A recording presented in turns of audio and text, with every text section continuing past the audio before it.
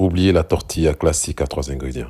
Aujourd'hui, je revisite l'omelette espagnole et vous allez voir, elle a tellement plus de goût. Allô? Y a quelqu'un? Allô? Bonsoir. Allô? Oui, allô, chef? Hello guys, j'espère que vous allez bien. Aujourd'hui, nous allons faire une omelette espagnole ou tortilla de patatas. Traditionnellement, elle se fait avec seulement 3 éléments de base. Des œufs, de l'oignon et des pommes de terre. Mais vous connaissez ma touche Allo Chef, on va sublimer tout ça. Prenez vos pommes de terre bio de préférence. On en parle beaucoup en ce moment, mais c'est le meilleur moyen de limiter l'exposition au cadmium, ce métal lourd qu'on veut éviter dans nos assiettes. Ma touche perso, j'ajoute un quart de poivron et des champignons de Paris pour le goût. Et d'ailleurs, petite astuce nettoyage. Mes légumes passent toujours 15 minutes dans un bain d'eau avec du bicarbonate de soude. C'est ma technique infaillible pour éliminer un maximum de résidus de pesticides avant de cuisiner. Une seule cuillère à soupe suffit. Pendant ce temps, on va passer maintenant aux choses sérieuses. Lavez vos pommes de terre, puis les pelez. Ici, j'utilise 3 pommes de terre pour 6 œufs et 1 oignon. Découpez ensuite en rondelles vos pommes de terre, puis, les 15 minutes passées, on rince soigneusement nos légumes pour retirer le bicarbonate. On émince l'oignon en fines lamelles, puis les poivrons en brunoise, nos champignons de Paris. Ça va s'intégrer parfaitement à la cuisson. Dans une poêle, on ajoute un filet d'huile d'olive pressée à froid de préférence pour préserver tous les arômes. Faites sauter vos champignons de Paris, salés et poivrés. Petite astuce du chef, pour faire sauter vos champignons, utilisez toujours un feu vif. Ça va les saisir immédiatement et éviter qu'ils ne rendent l'eau. Même punition pour nos dés de poivrons découpés en brunoise. Un aller-retour rapide à la poêle pour réveiller les saveurs et on réserve. On baisse le feu ensuite pour le gros morceau, les oignons et les pommes de terre. En Espagne, la tradition veut qu'on les fasse baigner dans l'huile pour les confire. Mais chez Allo Chef, on préfère la légèreté. Mon option, on les fait cuire à feu doux, avec très peu d'huile. Mais attention, il faudra surveiller et mélanger très souvent pour obtenir ce fondant parfait, sans excès de gras. Ici, ce n'est pas de les faire sauter ou de les faire griller, mais le but ici, c'est qu'ils soient fondants. Une fois nos pommes de terre et nos oignons sont bien fondants, je les passe au chinois. C'est l'étape cruciale pour retirer un maximum d'huile résiduelle. Dans mon cul de poule, je casse mes 6 œufs, puis je les bats en évitant au maximum d'incorporer de l'air.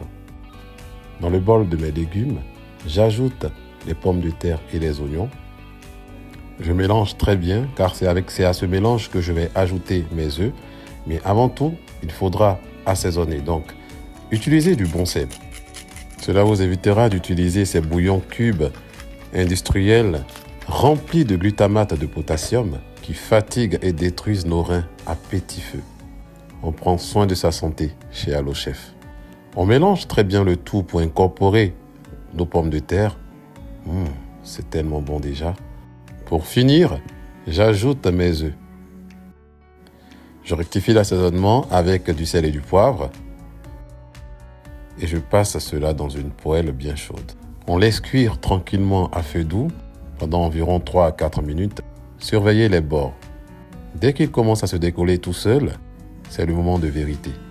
Pas de panique. On prend une grande assiette plate, on la pose sur la poêle et d'un coup sec, on retourne.